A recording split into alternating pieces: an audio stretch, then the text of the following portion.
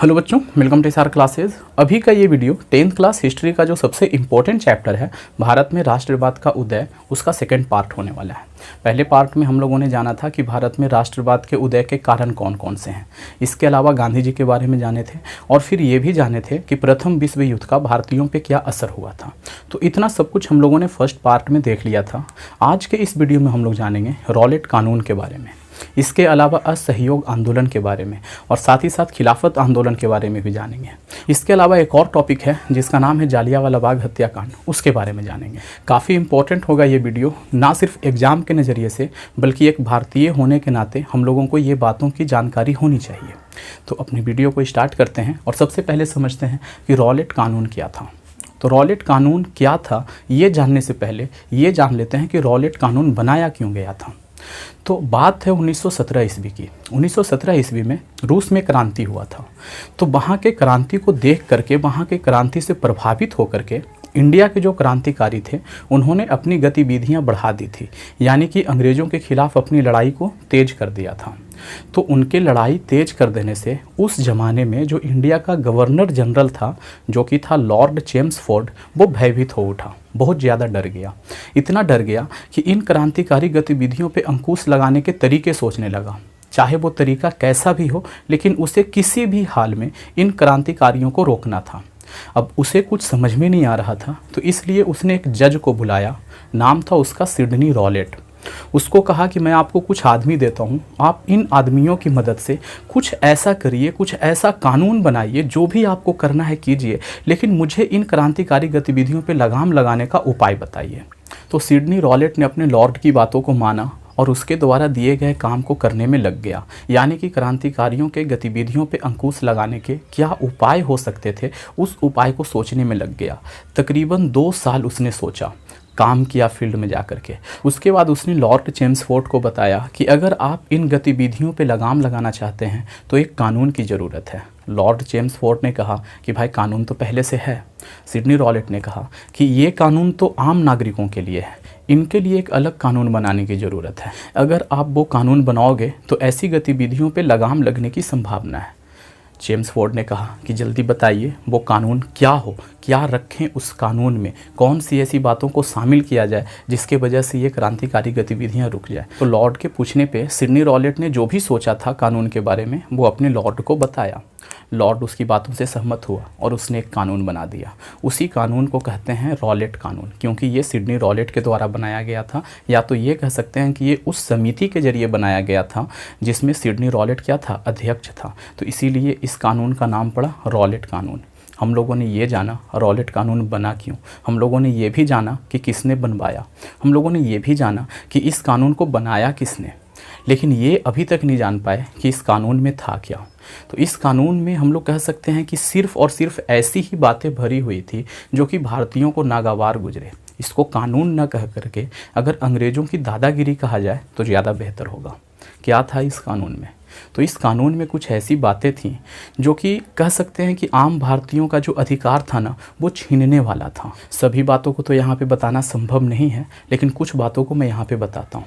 इस कानून में जो सबसे पहला शर्त था वो ये था कि किसी भी भारतीय नागरिक पर अगर क्रांतिकारी होने का शक है तो आप उसे जाके गिरफ्तार कर लीजिए। सिर्फ शक के आधार पर आप उसे गिरफ्तार कीजिए और उस पर कार्रवाई कर करके आप उसे दंडित कर सकते हैं, 2 साल के लिए सज़ा सुना सकते हैं। दूसरी बात, सिडनी रॉलेट ने यह कहा था कि इस तरह के केसेस की सुनवाई के लिए एक नया न्यायालय बनाया जाए ताकि सुनवाई में कोई देरी न हो और जल्द से जल्द सज़ा सुनाया जा सके। इसके अलावा एक और बात था, वो बात ये था कि अगर न्यायालय ने किसी को सज़ा सुना दिया तो आप इस सज़ा के खिलाफ अपील नहीं कर सकते। अपील करने का मतलब क्या होता है कि अगर हमें किसी ने सज़ा सुना दिया तो हो सकता है कानून से गलती हो गई है ना, सबूत हम सही से पेश नहीं कर पाए, हम बेगुनाह हैं, तो हमारे पास ये अधिकार है कि हम हायर कोर्ट में या तो उसी कोर्ट में अपील कर सकें और हम अपनी बेगुनाही का सबूत दे सकें और हम बरी हो सकें। लेकिन अगर उसने मतलब कि सिडनी रॉलेट के द्वारा बनाए गए कानून में ऐसा था कि अगर मतलब विशेष न्यायालय ने किसी को सज़ा सुना दिया तो फिर आप उसके खिलाफ अपील नहीं कर सकते। तो ये था कानून। तो भारतीयों का क्या रुख रहा इस पे? भारतीयों ने क्या इस कानून को मान लिया? आपको क्या लगता है? आप बिल्कुल सही सोच रहे हैं। भारतीयों ने इस कानून को नहीं माना, उन्होंने इसका कड़ा विरोध किया। कड़ा विरोध उन लोगों ने इस तरीके से किया कि बहुत से ऐसे सरकारी लोग जो कि सरकारी पदों पे काबिज थे, उन्होंने त्याग पत्र दे दिया। उन लोगों में से मैंने यहाँ पे कुछ के नाम लिखे हैं, जैसे कि मदन मोहन मालवीय जी हैं, मोहम्मद अली जिन्ना था, मजहरुल हक था। ये सब ने क्या किया, अपने अपने पदों से त्याग पत्र दे दिया और अंग्रेजी सरकार से असहयोग किया, बोले कि अब हम आपके यहाँ काम नहीं करेंगे। तो ये था भारतीयों का रिएक्शन।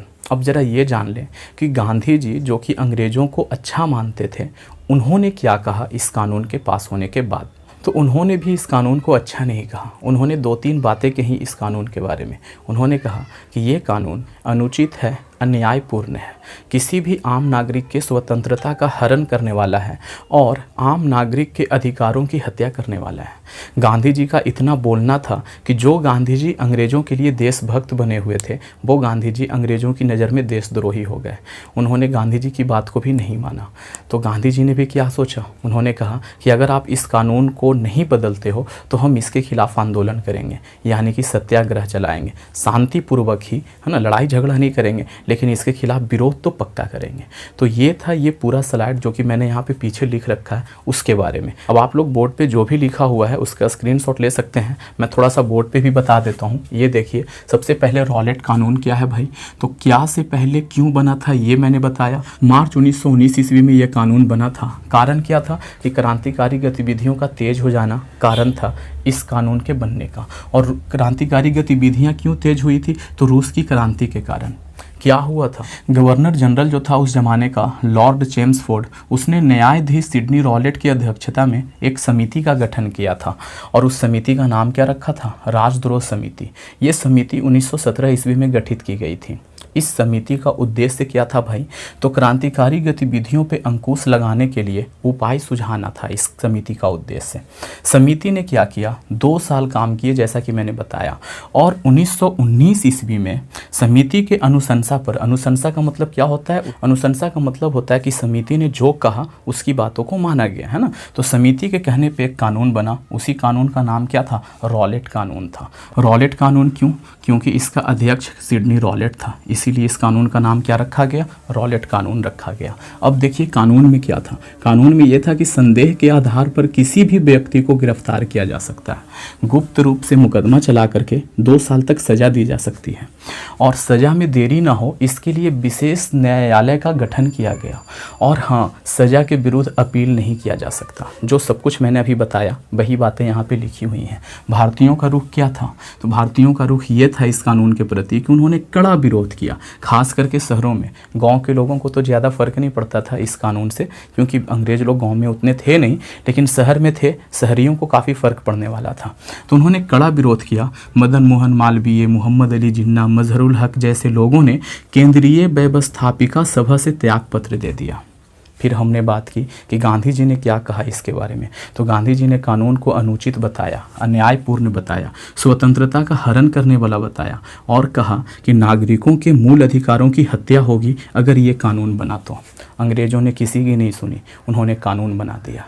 तब गांधी जी ने क्या कहा, उन्होंने कहा कि हम इस कानून का विरोध करेंगे, शांतिपूर्वक करेंगे, लड़ाई झगड़ा नहीं करेंगे, शांतिपूर्वक करेंगे, लेकिन विरोध करेंगे ज़रूर। तो अगले स्लाइड में हम लोग पढ़ेंगे कि गांधी जी ने किस तरीके से विरोध किया और उस विरोध का क्या परिणाम हुआ। तो आइए चलते हैं अगले स्लाइड में, आप लोग इसका एक स्क्रीनशॉट ले लें। तो अभी तक हम लोगों ने पढ़ा कि भारतीय क्रांतिकारियों पर लगाम लगाने के लिए किस तरीके से अंग्रेज़ों ने एक कानून बनाया जो कि रॉलेट एक्ट कहलाया, या तो कह सकते हैं रॉलेट कानून कहना है। ये कानून कुछ ऐसा था जो कि किसी भी भारतीय को स्वीकार्य नहीं था, है ना, क्योंकि इस कानून में ना तो कोई वकील था, ना कोई दलील था और ना ही कोई अपील था, है ना। तो भारतीयों ने इसका कड़ा विरोध किया और इस कानून के खिलाफ आंदोलन करने का निश्चय किया। आंदोलन करने वालों में सबसे आगे कौन थे, गांधी जी थे। तो गांधी जी ने किस तरीके से आंदोलन को स्टार्ट किया, वो क्या चाहते थे, तो गांधी जी ये चाहते थे कि इस कानून का विरोध हम लोग अहिंसात्मक रूप से करें, यानी कि कोई खून खराबा ना हो, कोई आगजनी ना हो, कोई जान माल का नुकसान ना हो और हम लोग विरोध भी अपना प्रकट करते रहें, है ना। तो इस तरीके से गांधी जी ने सोचा था। तो अपने उद्देश्य की पूर्ति के लिए गांधी जी ने क्या क्या काम किए और किस तरीके से ये आंदोलन आगे बढ़ा, आइए हम लोग देखते हैं। तो सबसे पहले तो गांधी जी ने एक लीग का गठन किया, एक लीग का स्थापना किया और उसको कहा गया कि ये सत्याग्रह लीग है। इसके बाद गांधी जी के सुझाव पर 6 अप्रैल 1919 को दिल्ली, अमृतसर, जालंधर, अहमदाबाद और भी कई बड़ी शहरों में सभाएं हुई और इस सभा में रॉलेट कानून का विरोध जताया गया। रॉलेट कानून के बारे में बुरा बुरा बोला गया क्योंकि ये कानून सच में बुरा था। इसके अलावा इन शहरों में हड़ताल भी की गई। तो सरकार का काम क्या है कि जब भी सरकार के विरुद्ध कहीं पे प्रदर्शन होता है, हड़ताल होता है, तो अच्छे सरकार का ये काम है कि आप जाके प्रदर्शनकारियों से मिलिए और उनकी जो जायज़ मांगे हैं, मतलब कि नाजायज़ मांग नहीं, लेकिन जो जायज़ मांग है उन मांगों को पूरा कीजिए और प्रदर्शन को समाप्त करवाइए। लेकिन यहाँ पे सरकार ने क्या किया, उन्होंने दमनात्मक कार्रवाई की। दमनात्मक कार्रवाई का क्या मतलब होता है? दमनात्मक कार्रवाई का मतलब ये होता है कि हम तुम्हारी बात को मानेंगे भी नहीं और प्रदर्शन भी करने नहीं देंगे। अंग्रेज़ों ने भी यही किया। उन्होंने प्रदर्शनकारियों की कोई बातों को नहीं माना और वहाँ से कहा कि तुम यहाँ से अपना प्रदर्शन लेकर के भागो, नहीं तो फिर पिटाओगे। प्रदर्शनकारी नहीं भागे तो बदले में पुलिस ने क्या किया, गोलीबारी कर दी। कई लोग मारे गए, कई लोग जख्मी हुए। खास करके जो पंजाब था वो बहुत ज़्यादा अशांत हो गया था। मैंने यहाँ पे सब कुछ लिख रखा है, आइए एक एक करके बढ़ते हैं। तो मैंने यहाँ पे लिखा है कि दिल्ली में प्रदर्शनकारियों पर गोलीबारी की गई, कई लोग मारे गए और कई लोग जख्मी भी हुए। पंजाब सबसे अधिक अशांत था। 9 अप्रैल को अमृतसर में रामनवमी के दिन पर एक बड़ा प्रदर्शन हुआ। रामनवमी क्या है भाई? एक त्यौहार है। उस त्यौहार के अवसर पे एक बड़ा प्रदर्शन हो रहा था और इस प्रदर्शन के अध्यक्ष कौन थे?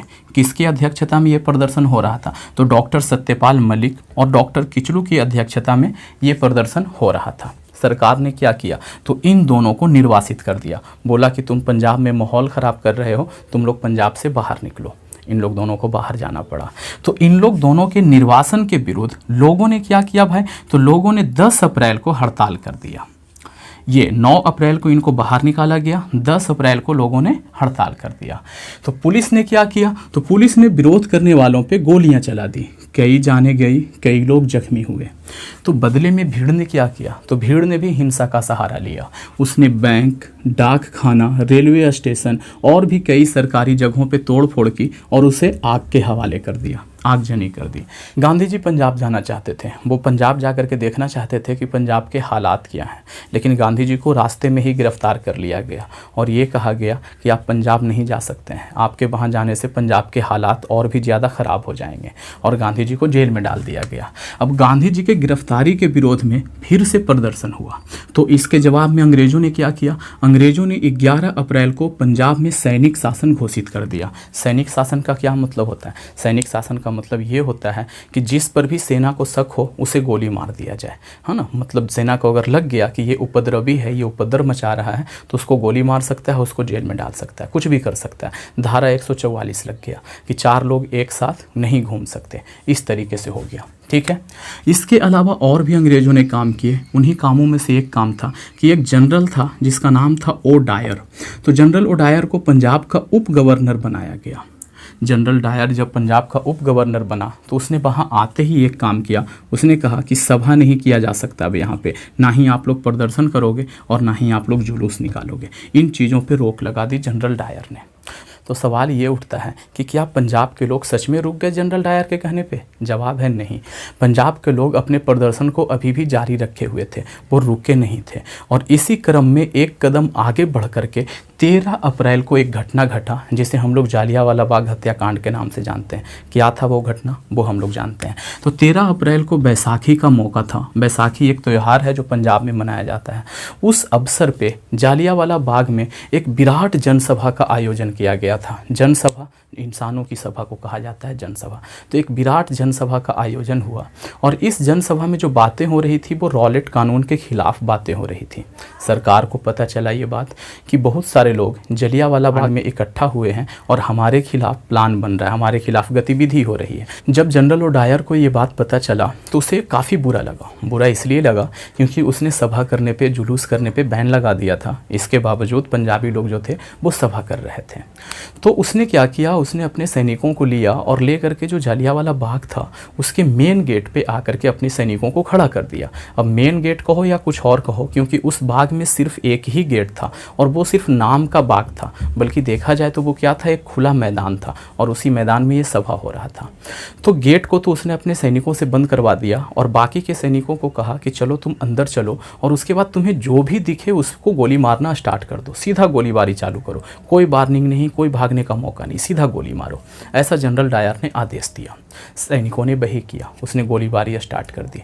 तो गोलीबारी जैसे ही स्टार्ट हुई तो पब्लिक में भगदड़ मच गया, तो बहुत सारे लोग मारे गए, कुछ तो उन सैनिकों की गोलियों से और कुछ लोग इसलिए मर गए क्योंकि उस पर कोई दूसरा इंसान चढ़कर पार हो गया था, यानी कि कुचल कर मर गए। और मरने का एक और भी कारण था, वो कारण था कि उस बाग में एक कुआं था, तो लोगों ने जान बचाने के लिए उस कुएं में छलांग लगा दिया। वो कुआं गहरा था, उसमें भी लोगों की मौतें हुई। तो इसी घटना को जलियांवाला बाग हत्याकांड के नाम से जाना जाता है। इस घटना का जितना निंदा किया जाए, जितनी बुराई किया जाए, कम है। गांधी जी पर इस घटना का बहुत बुरा प्रभाव पड़ा। उन्होंने ये चाहा था कि हम इस कानून का विरोध तो करेंगे लेकिन अहिंसात्मक रूप से करेंगे, यानी कि कोई हिंसा नहीं करेंगे हम लोग। लेकिन जब उन्होंने देखा कि इस तरीके का हिंसा भड़क गया है, जगह जगह पे हिंसा हो रहा है, लोगों की जानें जा रही हैं, तो उन्होंने 18 अप्रैल को ये जो सत्याग्रह स्टार्ट किया था उससे वापस ले लिया। उसके बाद 1920 में अंग्रेज़ों के द्वारा जो उन्हें कैसरे हिंद का उपाधि दिया गया था वो भी वापस कर दिया। सिर्फ गांधी जी ही नहीं थे ऐसा करने वालों में, एक और भी इंसान था, नाम था रविंद्रनाथ ठाकुर। उनको भी एक उपाधि मिला था सर नाइट का, उन्होंने भी अपनी उपाधि को वापस कर दिया। उन्होंने कहा कि हमें आपके द्वारा दी गई कोई उपाधि नहीं चाहिए, आप अच्छे लोग नहीं हैं। तो ये था इस स्लाइड में, आप लोग चाहें तो इसका एक स्क्रीनशॉट ले सकते हैं। हम लोग बढ़ेंगे अगले स्लाइड में। तो अभी तक हम लोगों ने पढ़ा कि जलियांवाला बाग हत्याकांड क्या था, कैसे हुआ था, क्या सिचुएशन था जिसके कारण जलियांवाला बाग हत्याकांड हुआ। तो जलियांवाला बाग हत्याकांड ने गांधी जी को बहुत बुरी तरीके से प्रभावित किया था और मैंने बताया कि गांधी जी ने उसके कारण से ही क्या किया था, जो रॉलेट एक्ट था, रॉलेट कानून था, उसके विरुद्ध चलाया जाने वाला जो सत्याग्रह था उसे बंद कर दिया था। लेकिन बंद करने के टाइम पे गांधी जी ने एक बात कहा था कि प्लासी के युद्ध ने भारत में अंग्रेजी शासन की नींव रखी थी और जलियांवाला बाग हत्याकांड ने अंग्रेजी शासन की नींव को हिला दिया। मतलब क्या है इस बात का, तो अंग्रेजी सरकार की नींव यहाँ पे एक युद्ध के द्वारा रखी गई थी। वो वाला युद्ध जब अंग्रेज लोग जीता था तो कहा गया था कि अब यहाँ पे भारत पे, पूरे भारत पे अंग्रेज़ों का कब्जा हो गया। वो युद्ध था प्लासी का युद्ध। तो इसीलिए गांधी जी कह रहे थे कि प्लासी के युद्ध ने अंग्रेजी सरकार की नींव रखी थी और जलियांवाला बाग जो हत्याकांड है उसने क्या किया, उस नींव को हिला दिया। गांधी जी ये आंदोलन तो बंद कर दिए थे, लेकिन वो ये चाहते थे कि एक व्यापक आंदोलन चलाया जाए। व्यापक आंदोलन क्यों भाई? क्योंकि ये जो रॉलेट कानून के विरुद्ध जो आंदोलन चल रहा था ना, वो सिर्फ शहरों तक ही सीमित था। गांधी जी चाहते थे कि गांव के लोग भी आंदोलन में जुड़े। उसके लिए एक व्यापक आंदोलन करने का ज़रूरत था। हिंदू और मुसलमान दोनों को एक साथ आने का ज़रूरत था। गांधी जी को एक मौका मिल गया हिंदू और मुसलमानों को एक साथ लाने का। इनको एक साथ लाने की क्या ज़रूरत थी? तो मैं आप लोगों को बता दूं कि अंग्रेज़ों ने इंडिया को अपने कब्जे में रखने के लिए जितने भी हथियारों का इस्तेमाल किया था, उसमें से सबसे ख़तरनाक हथियार था फूट डालो और राज करो की नीति। फूट किन के बीच में डाला था उन लोगों ने? तो हिंदू और मुसलमानों के बीच में। दोनों को एक दूसरे से लड़वा करके कमज़ोर कर दिया था और ख़ुद वहाँ पे शासन कर रहा था। तो जब भी कोई दो कौमें एक दूसरे से लड़ती हैं तो तीसरा आकर के फ़ायदा उठा लेता है। तो गांधी जी को हिंदू और मुसलमान को एक साथ लाने का मौका कुछ इस तरीके से मिला कि पहले विश्व युद्ध में तुर्की जो था वो हार गया था और तुर्की का जो राजा हुआ करता था उस ज़माने में, सुल्तान हुआ करता था, वो मुसलमानों का खलीफा कहलाता था। अब ये खलीफा क्या होता है? तो मुसलमानों में जो सबसे बड़े होते हैं वो होता है अल्लाह। उसके बाद जो अल्लाह के द्वारा भेजा गया पैगंबर होता है, उनकी इज्जत सबसे ज़्यादा होती है। अगर उन दोनों के बाद अगर कोई तीसरा आता है तो वो होता है खलीफा। तो उस ज़माने में मुसलमानों का खलीफा कौन होता था? जो तुर्की का सुल्तान होता था वही मुसलमानों का खलीफा होता था। पूरे दुनिया के मुसलमानों का खलीफा होता था। तुर्की हार गया प्रथम विश्व युद्ध में और वहाँ के खलीफा को एक अपमानजनक संधि करना पड़ा। अपमानजनक संधि क्यों भाई? तो हारने वालों के साथ ऐसी ही संधि होती थी, अपमानजनक ही होती थी। तो बहुत से ऐसे अरब प्रदेश थे, मतलब अरबी क्षेत्र थे, जिसको अंग्रेज़ों ने और फ्रांसीसियों ने अपने कब्जे में ले लिया उस संधि के जरिए। उन्हीं क्षेत्रों में से एक इराक था और एक सीरिया था, जो कि मुसलमानों के लिए काफ़ी पवित्र माने जाते थे। तो खलीफा के साथ जो इस तरीके का व्यवहार हुआ था वहाँ पे, उसके खिलाफ पूरा दुनिया में आंदोलन चल रहा था। जहाँ जहाँ भी अंग्रेज थे उसके खिलाफ आंदोलन चला रहे थे मुस्लिम लोग मिल करके। भारत में भी मुस्लिम थे, उन्होंने भी क्या किया, एक आंदोलन चलाया और इसी आंदोलन को क्या कहा जाता है? खिलाफत आंदोलन कहा जाता है। भारत में जो आंदोलन चलाने वाले प्रमुख लोग थे उसमें था अली बंधु। बंधु बोलते हैं भाइयों को। तो अली बंधुओं में दो भाई थे, शौकत अली और मोहम्मद अली। इन दोनों ने मिलकर इस आंदोलन को स्टार्ट किया था और धीरे धीरे एक कारवां बनता चला गया। मतलब कि पूरे इंडिया में कई जगहों पे तुर्क कमेटियां बनाई गई और आंदोलन को एक रूप दिया गया, आंदोलन को धीरे धीरे आगे बढ़ाया गया। और देखते ही देखते ये आंदोलन जो था वो राष्ट्रव्यापी हो गया, पूरे राष्ट्र में फैल गया था। और ये जो आंदोलन था ना, वो आंदोलन अब इस हद तक आगे बढ़ गया था कि अंग्रेजी सरकार के विरुद्ध ये आंदोलन हो गया था। अब बात करते हैं गांधी जी का, कि गांधी जी इस दरमियान क्या कर रहे थे। तो गांधी जी इस आंदोलन को सही मानते थे। उनका कहना था कि ये सत्य पर आधारित आंदोलन है, ये होना चाहिए। तो गांधी जी का सहयोग मिला इस आंदोलन को। कांग्रेस ने भी इसका सहयोग किया। कांग्रेस जो कि पार्टी बनी हुई थी, कांग्रेस ने सहयोग किया। मुस्लिम लीग ने भी सहयोग किया। मुस्लिम लीग अलग हो गया था कांग्रेस से, उसने भी सहयोग किया। तो जब ये तीनों एक साथ मिल गए तो तीनों ने मिलकर एक बैठक किया और बैठक के बाद एक फ़ैसला हुआ। फ़ैसला ये हुआ कि A.M. अंसारी और हकीम अजमल खान ने एक मांग ये रखा कि अरब के जो प्रदेश हैं वो खलीफा को वापस लौटा दिया जाए। इसके अलावा 17 अक्टूबर 1919 को खिलाफत दिवस मनाया गया। ये दिन याद रखिएगा, ऑब्जेक्टिव में पूछता है। 17 अक्टूबर 1919 को खिलाफत दिवस मनाया गया। गांधी जी ने क्या कहा था कि यह आंदोलन सत्य और न्याय पर है, इसीलिए गांधी जी ने उसको अपना समर्थन दिया। ठीक है बच्चों, तो अगला जो महत्वपूर्ण घटना है वो ये है कि 1919 ईस्वी में खिलाफत आंदोलन जो कर रहे थे वो आंदोलनकारियों ने एक सम्मेलन का आयोजन किया दिल्ली में, और इस सम्मेलन में गांधी जी को अध्यक्ष बनाया गया। तो गांधी जी जैसे ही अध्यक्ष बने तो उन्होंने अंग्रेजी सरकार को एक धमकी दी। धमकी ये दी कि हमारी मांगों को मानिए, नहीं तो हम आपके साथ असहयोग करेंगे। असहयोग का मतलब ये होता है कि हमारे आदमी जो आपके यहाँ काम करते हैं वो आपके यहाँ काम करने नहीं जाएंगे। वो आंदोलन अभी हम लोग पढ़ेंगे तो और डिटेल में असहयोग के बारे में जानेंगे। अंग्रेजी सरकार के कान पर जूं तक नहीं रहेगा गांधी जी की इस धमकी से। तो गांधी जी ने एक और अंतिम कोशिश की और अपने कुछ लोगों को भेजा जिसमें हिंदू भी थे और मुस्लिम भी थे। यानी अंग्रेज़ों से वो ये कहना चाहते थे कि ये आंदोलन सिर्फ मुसलमानों का आंदोलन नहीं है, बल्कि यहाँ पे हिंदू भाई भी एक साथ हैं और दोनों भाई मिल करके लड़ रहे हैं इस आंदोलन में। तो अंग्रेजी सरकार के पास वो लोग गए और जाने के बाद वहाँ पे अपनी मांगों को रखा। लेकिन गांधी जी को ये बात बहुत पहले से पता था कि अंग्रेजी सरकार हमारी मांगों को नहीं मानने वाला है और हमें आंदोलन तो करना ही पड़ेगा। और इसी का परिणाम ये हुआ कि गांधी जी ने क्या किया, एक आंदोलन चालू कर दिया जिसे कहते हैं असहयोग आंदोलन। असहयोग आंदोलन क्या था इसके बारे में हम लोग थोड़ा सा जानेंगे। अभी पहले ये देख लेते हैं, उसके बाद असहयोग आंदोलन के बारे में बताता हूँ। एक बार बोर्ड आप लोग देख लो। खिलाफत आंदोलन, तो तुर्की का सुल्तान जो था वो क्या कहलाता था, खलीफा कहलाता था। और प्रथम विश्व युद्ध में तुर्की हार गया था, जिसके कारण इराक और सीरिया जैसे जो पवित्र क्षेत्र थे उस पर ब्रिटेन और फ्रांस ने अपना कब्जा कर लिया था। तो खलीफा के साथ जो इस प्रकार का व्यवहार हुआ उसके विरुद्ध में 1919 ईस्वी में अली बंधुओं के द्वारा एक आंदोलन चलाया गया, उसे ही खिलाफत आंदोलन कहते हैं। शीघ्र ही ये आंदोलन क्या हो गया था, साम्राज्य विरोधी हो गया था और एक राष्ट्रीय आंदोलन का रूप ले लिया था, मतलब कि पूरे देश में फैल गया था।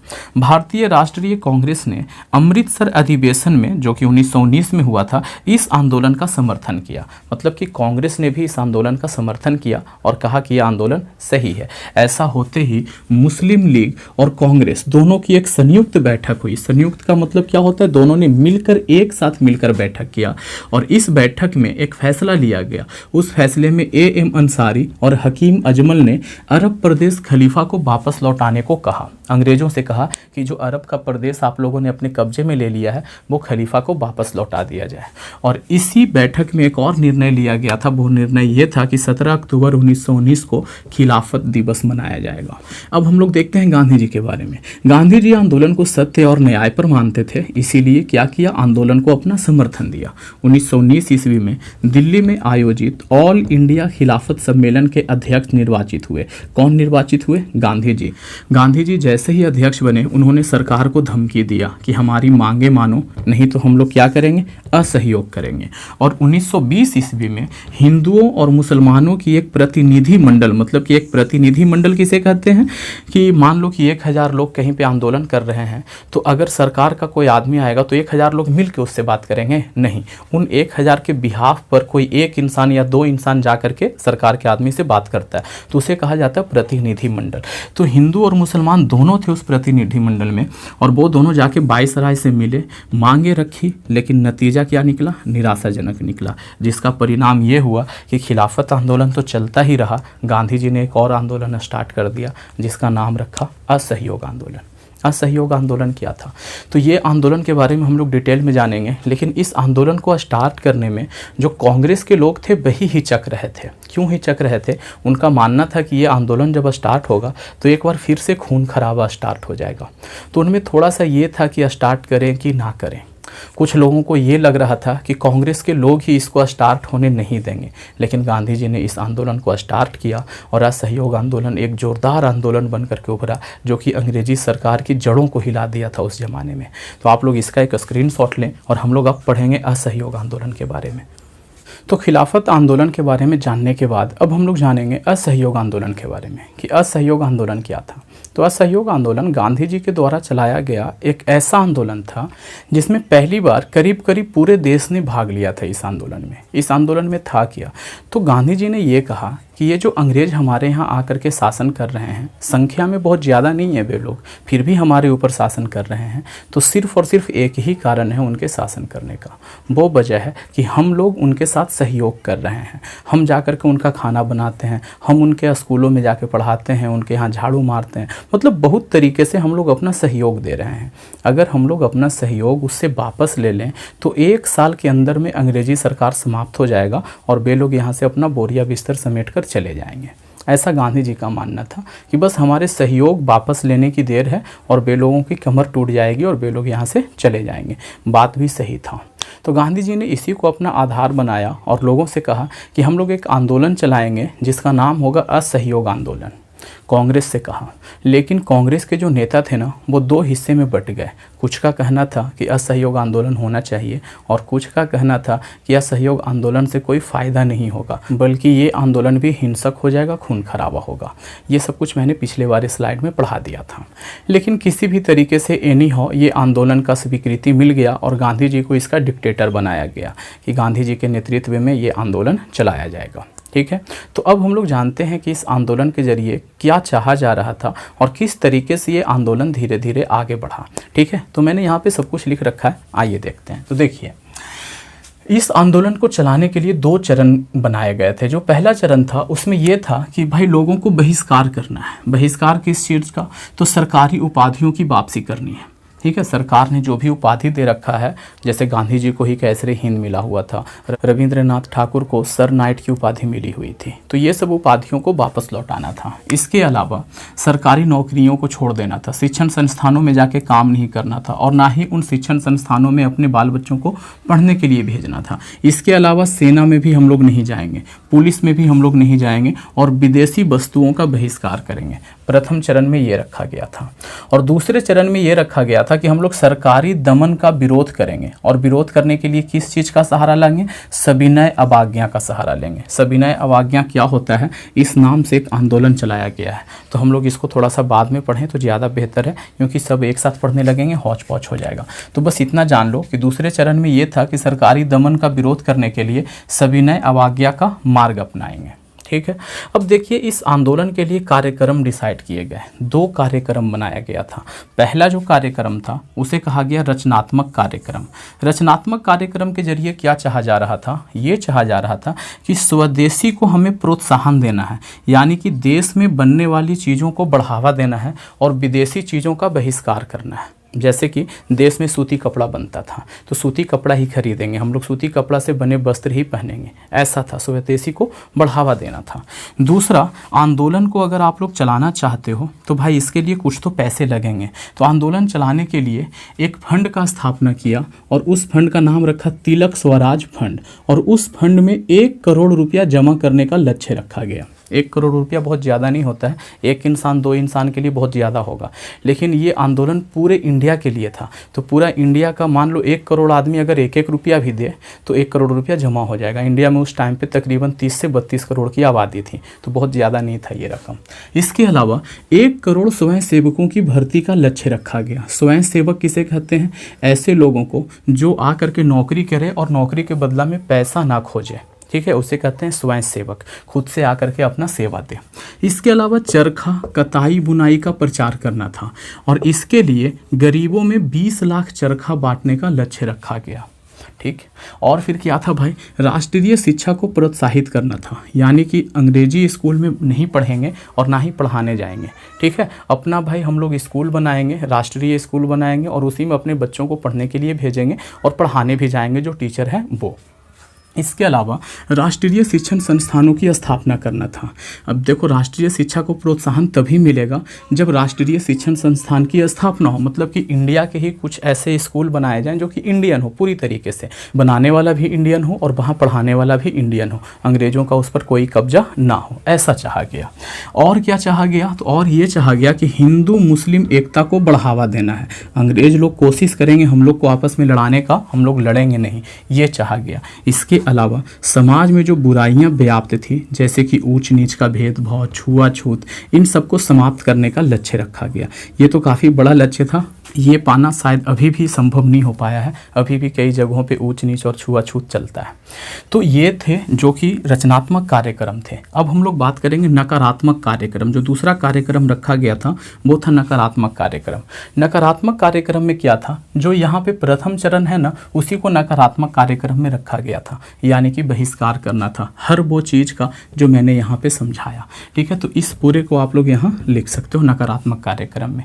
इसके अलावा गांधी जी ने कहा था कि अगर ज़रूरत पड़े तो 1920 ईस्वी में जो चुनाव होने वाला है उसका भी हम लोग बहिष्कार कर दें। और जब ये कार्यक्रम डिसाइड हुआ तब असहयोग आंदोलन को चालू किया गया। कार्यक्रम पहले ही डिसाइड हो गया था, उसके बाद आंदोलन चालू हुआ था। ऐसा नहीं कि पहले आंदोलन चालू कर दिए और कार्यक्रम बाद में बना रहे हैं बैठ करके, नहीं, पहले कार्यक्रम बन गया था। और फिर असहयोग आंदोलन और खिलाफत आंदोलन दोनों साथ साथ 1 अगस्त 1920 से स्टार्ट हुआ और धीरे धीरे ये क्या होने लगा, पूरे देश में फैलने लगा। किस तरीके से असहयोग आंदोलन ने तरक्की किया, किस तरीके से प्रगति किया, लोगों का रवैया कैसा रहा और कैसे असहयोग आंदोलन फेल हो गया, ये सब कुछ हम लोग जानेंगे अगले स्लाइड में। तो आप लोग अभी इसका एक स्क्रीनशॉट ले सकते हैं। हम लोग बढ़ते हैं अगले स्लाइड में। तो आइए अब हम लोग बात करते हैं कि किस तरीके से असहयोग आंदोलन ने प्रगति किया, लोगों का नज़रिया क्या था और किस तरीके से कुछ लोगों को इस आंदोलन के प्रति गलतफहमी हो गया था, जिसके कारण ये असहयोग आंदोलन फेल हो गया था। तो एक एक करके हम लोग चीज़ों को समझते हैं। तो सबसे पहले हम लोग ये देखते हैं कि आंदोलन की प्रगति कैसी हुई। तो जैसा कि गांधी जी ने चाहा था ठीक उसी तरीके से इसका प्रगति हुआ। पूरे देश में उत्साहपूर्वक इस आंदोलन का स्वागत किया गया। सब ने कहा कि हाँ, हम इस आंदोलन में आपके साथ हैं। क्या हुआ भाई, तो अनेक लोगों ने अपनी उपाधियां लौटा दी जैसा कि चाहा गया था। इसके अलावा मोतीलाल नेहरू, चित्तरंजन दास, वल्लभ भाई पटेल जैसे लोगों ने वकालत छोड़ दी। ऐसा नहीं कि मैंने यहाँ पे 3 लिखा तो सिर्फ ये तीनों ने ही छोड़ा था, बल्कि और भी लोगों ने वकालत छोड़ दी थी। ठीक है, आगे क्या हुआ, आगे ये हुआ कि छात्रों और अध्यापकों ने स्कूली कॉलेजों का बहिष्कार किया। मतलब कि विद्यार्थी लोग पढ़ने नहीं गए और वहाँ के जो शिक्षक थे वो पढ़ाने नहीं गए। विदेशी वस्त्रों की होली जलाई गई। जो विदेशी कपड़ा था उसको सरेआम जला दिया गया, एकदम चौराहे पे खूब, जिसके पास जो भी कपड़ा था उसको जलाया गया। इसके अलावा 1920 का जो चुनाव होना था उसका भी बहिष्कार कर दिया गया। जो फंड बनाया गया था उसमें जितना रकम चाहा गया था, यानी कि 1 करोड़ रुपया चाह रहे थे, उससे ज़्यादा की रकम आ गई। स्वदेशी का प्रचलन बढ़ा, घर घर में चरखा आ गया था। इन सब के अलावा जो राष्ट्रीय शिक्षण संस्थानों का जो स्थापना का उद्देश्य रखा गया था उसको भी कुछ हद तक पूरा किया गया, जैसे कि काशी विद्यापीठ, बिहार विद्यापीठ, अलीगढ़ मुस्लिम यूनिवर्सिटी, जामिया मिलिया इस्लामिया जैसे शिक्षण संस्थानों की स्थापना हुई। अब देखिए फिर क्या हुआ कि आंदोलन के भीतर अलग अलग धारणा पनपने लगा। मतलब कुछ लोगों को गलतफहमी होने लगा। हुआ क्या कि शहर के लोगों के लिए असहयोग आंदोलन कुछ और बन गया और गांव के लोगों ने असहयोग आंदोलन के बारे में जो कहा गया था उसका मतलब कुछ और लगा लिया। उस ज़माने में टेलीफोन तो था नहीं कि लोगों को बताया जाए कि हाँ भाई इस तरीके से काम करना है। तो गाँव के लोगों ने इस आंदोलन का मतलब कुछ और निकाला, शहर के लोगों ने कुछ और निकाला, मजदूर लोगों ने कुछ और निकाला, आदिवासी लोगों ने कुछ और निकाला, जिसके वजह से ये आंदोलन क्या हो गया था, मतलब कि असहयोग आंदोलन जो कार्यक्रम बनाए गए थे उस कार्यक्रम पे नहीं रह पाया। ठीक है, तो देखिए एक एक करके समझते हैं। सबसे पहले तो शहर में जानते हैं कि किस तरीके से विद्रोह हुआ। तो शहर में जैसा गांधी जी ने कार्यक्रम बनाया था उसी के अनुसार ये विद्रोह धीरे धीरे आगे बढ़ा, लेकिन कुछ समय के बाद शहरों में ये विद्रोह जो था वो कम होता चला गया। क्यों कम होता चला गया? वो इसलिए क्योंकि इसमें कहा गया था कि विदेशी वस्त्रों को नहीं पहनना है, उसको जलाना है, और देसी वस्त्रों को पहनना है। तो देसी वस्त्र जो होते थे, सूती जो होते थे, वो महंगे होते थे और विदेशी वाले सस्ते होते थे। तो गरीब लोग कब तक महंगे कपड़े को अफोर्ड करते? जब तक पैसा था उन लोगों ने सूती कपड़ा पहना, उसके बाद वो बेचारे क्या करें। इसके अलावा जो विद्यार्थी थे वो कब तक पढ़ने नहीं जाते, क्योंकि अगर वो पढ़ने वहाँ नहीं जाते हैं तो नए स्कूल इतने जल्दी बन नहीं रहे थे कि वो जा करके वहाँ पढ़ने लगे। शिक्षक लोग जो थे वो बेचारा अगर पढ़ाने नहीं जाएंगे तो उनका बाल बच्चा भूखा मरने लगेगा। तो फिर उसके लिए उनको भी शिक्षण संस्थानों में जाना पड़ा। वकील को अपनी वकालत स्टार्ट करनी पड़ी, क्योंकि भाई इनके लिए कोई नया अदालत तो बनने से रहा है ना, कि ऐसा भाई इंडियन गवर्नमेंट अब एक नया अदालत बना रही है, आप लोग वहीं जाके वकालत करोगे, ऐसा तो था नहीं। उन लोगों को मजबूरी में फिर से अपने कामों पे लौटना पड़ा, और कह सकते हैं कि जो आंदोलन स्टार्ट किया गया था कुछ समय के बाद वो आंदोलन क्या हो गया, धीमा पड़ गया शहरों में। ठीक है, अब बात करते हैं गाँव में। ग्रामीण इलाकों में विद्रोह जो था, ये वाला विद्रोह असहयोग आंदोलन, उसका अलग ही मतलब निकाला गया। गाँव में कौन से लोग रहते हैं? किसान रहते हैं। तो किसानों को ये लगा कि असहयोग आंदोलन का मतलब ये है कि हमारे ऊपर जो जमींदार तरह तरह से कर लगा रहा है, टैक्स लगा रहा है, उस टैक्स को अब नहीं देना है। उन लोगों ने ये समझ लिया, उनके लिए असहयोग आंदोलन का मतलब यही था। तो उन लोगों ने ये किया कि अपने जमींदारों को टैक्स देना बंद कर दिया, जो ताल्लुकदार थे उसको भी टैक्स देना बंद कर दिया। अगर उसका हम लोग एग्जाम्पल देखें तो एग्जाम्पल मैंने यहाँ पे लिख रखा है कि अवध में एक सन्यासी बाबा थे जिनका नाम था रामचंद्र जी। वो किसानों का नेतृत्व कर रहे थे। इन्होंने क्या किया, मतलब कि ऐसा किया कि जितने भी वहाँ पे ताल्लुकदार थे, जमींदार थे, किसानों को ये कहा कि अब आप लोगों को टैक्स देने की ज़रूरत नहीं है, गांधी युग आ गया है, अब आपको अपनी ज़मीन खुद मिल जाएगी। मतलब कि जिन ज़मीनों पे आप लोग अभी तक खेती करते आ रहे थे वो ज़मीन अब आपकी हो जाएगी, क्योंकि गांधी युग आ गया है। अब ऐसा तो था नहीं, है ना, तो इन लोगों ने कुछ ज़्यादा ही सोच लिया था। इसके अलावा अगर हम बात करें आदिवासियों का, तो आदिवासियों ने इस विद्रोह का कुछ अलग ही मतलब निकाल लिया था। अगर एग्जाम्पल की बात करो तो आंध्र प्रदेश में गुडेम नाम का एक पहाड़ी है। इन पहाड़ियों में कुछ आदिवासी लोग रहते थे। उन्होंने 1920 ईस्वी में एक आंदोलन चला दिया था, और वो कैसा आंदोलन था? उग्र गुरिल्ला आंदोलन था। उग्र मतलब जिसमें खून खराबा हो, और गुरिल्ला आंदोलन किसको कहते हैं कि भाई कोई चला जा रहा है, छुप करके जाके उस पर वार कीजिए और भाग आइए। ठीक है, जो मतलब रात के अंधेरे में या तो पीछे से जो वार करते हैं ना, उसको बोलते हैं गुरिल्ला आंदोलन। तो ये लोग खून खराबा कर रहे थे। गांधी जी ऐसा कहे थे क्या कि खून खराबा करना है? नहीं ना, लेकिन ये लोग फिर भी समझ रहे थे कि हम लोग असहयोग आंदोलन कर रहे हैं। तो गांधी जी ने ऐसा तो नहीं कहा था। अब थोड़ा सा इस आंदोलन के बारे में और जानते हैं। इस आंदोलन का नेतृत्व एक ऐसा इंसान कर रहा था जो कि कहा जाता है कि वो चमत्कारी इंसान था उन लोगों के अनुसार। ठीक है, नाम था उसका अल्लूरी सीताराम राजू। इस इंसान के बारे में ये कहा जाता है कि ये चमत्कारी इंसान था, इसका गोलियां कुछ बिगाड़ नहीं सकती थी, और अंग्रेज लोग भी इसको पकड़ नहीं सकते थे। ऐसा कुछ मतलब प्रचलित था वहाँ पे। ये लोगों से कहता था कि आप लोग शराब वगैरह मत पीजिए। गांधी जी के पूरे मतलब भक्त कह सकते हो इनको, कि ये गांधी जी के भक्त थे। लेकिन एक चीज़ इनका जो था वो गांधी जी से अलग था, वो ये कि गांधी जी अहिंसा में विश्वास रखते थे और ये हिंसा में विश्वास रखते थे। 1924 ईस्वी में, मतलब कि 4 साल के बाद, इसको पकड़ करके फांसी दे दिया गया। लेकिन मरने से पहले ये इंसान अपने लोगों के लिए एक नायक बन चुका था, जो कि आज भी याद किया जाता है। अब हम लोग बात करते हैं कि बागान के मज़दूरों का क्या हाल था। बागान जो कि चाय के बागान वगैरह में काम करने वाले मज़दूर थे, तो उन मज़दूरों के लिए 1859 ईस्वी में एक बिल बनाया गया था, एक कानून बनाया गया था, जिसको कहा जाता है इनलैंड एमिग्रेशन एक्ट। इस एक्ट के जरिए उनसे ये कहा गया था कि जो मजदूर बागान की 4 दीवारियों के भीतर एक बार काम करने के लिए पहुंच गया, वो तब तक बाहर नहीं निकलेगा जब तक कि उसको ऑर्डर न दिया जाए कि हाँ तुम बाहर निकल सकते हो, अपने घर वालों से जाकर मिल सकते हो। मतलब कि 4 दीवारी होता था, मतलब एक बाउंड्री होता था, उसके अंदर अगर पहुंच गए तो आपको वहाँ से बाहर नहीं निकलना है। ऐसा कानून बना हुआ था। जब इन मजदूरों ने सुना कि भाई गांधी युग आ गया है, तो इनको लगा कि असहयोग आंदोलन का मतलब यही है कि हम लोग अपने बागान से बाहर निकल के अपने गांव जा सकते हैं। ऐसा इन लोगों ने सोच लिया और ये लोग अपने फैक्ट्रियों से निकल पड़े अपने घरों की ओर। तो गांधी जी ने ये तो नहीं कहा था ना कि मजदूर लोग मजदूरी नहीं करेंगे, भाई जो बागान में काम करने वाले हैं उनको आज़ादी मिल गया, ऐसा नहीं कहा रहा था। तो हुआ ये कि ये लोग अपने घर नहीं पहुंच पाए। क्यों नहीं पहुंच पाए? तो उस टाइम पे स्टीमर वगैरह का हड़ताल था जो कि पानी में चलता है, और रेलवे का भी हड़ताल चल रहा था। इन्हीं लोगों ने हड़ताल कर रखा था। तो ये लोग अपने घर पहुंच नहीं पाए, रास्ते में फंस गए। पुलिस वाला इनको पकड़ा, ज़बरदस्त ढंग से इनकी ठुकाई हुई। तो इस तरीके से जो ये आंदोलन था ना, मतलब अलग अलग लोगों में अलग अलग तरीके से ये मतलब फैल गया था, और कह सकते हैं कि एक प्रकार का गलतफहमी हो गया था इस आंदोलन के प्रति। और यही वो चीज़ था जिसके कारण ये जो आंदोलन है वो असफल हो गया था। अब इस आंदोलन को बंद करने का एक तात्कालिक कारण था, वो तात्कालिक कारण हम लोग देख लेते हैं। उसके बाद फिर हम लोग इस वीडियो को बाइंड अप करेंगे और फिर बाकी की पढ़ाई हम लोग अगले वीडियो में करेंगे। तो आप लोग चाहो तो इसका एक स्क्रीनशॉट ले सकते हो, फिर इसके बाद हम लोग अगले स्लाइड में चलते हैं। तो आइए अब हम लोग बात करते हैं कि सरकार ने क्या रुख अपनाया इस असहयोग आंदोलन के प्रति। तो सरकार तो शुरू में ज़्यादा ध्यान नहीं दिया था, उनको लग रहा था कि ये लोग ऐसे ही बस मजाक कर रहे हैं, इनसे क्या होगा। लेकिन जब ये आंदोलन धीरे धीरे आगे बढ़ा और व्यापक रूप से आगे बढ़ा तो सरकार को चिंता होने लगी। खास करके उसको सबसे ज़्यादा नुकसान वहाँ पे हो रहा था कि लोगों ने सरकारी वस्तुओं को खरीदना बंद कर दिया था, या तो ये कहें कि विदेशी वस्तुओं को खरीदना बंद कर दिया था, जिससे कि उनकी इनकम एकदम से आधी हो गई थी। और ये वाला चीज़ वो लोग बर्दाश्त नहीं कर पा रहे थे, पैसों का नुकसान वो लोग बर्दाश्त नहीं कर पा रहे थे, जिस कारण से उन्होंने दमनात्मक नीति अपनाई। यानी कि आंदोलन को कुचलने के लिए जो भी उनको करना पड़े वो करने के लिए तैयार हो गए। तो उन्होंने क्या कुछ किया मैंने यहाँ पे लिख रखा है, तो एक एक करके हम लोग यहाँ पे पढ़ लेते हैं। तो उन्होंने क्या किया कि क्रूरता पूर्वक इस आंदोलन का दमन किया।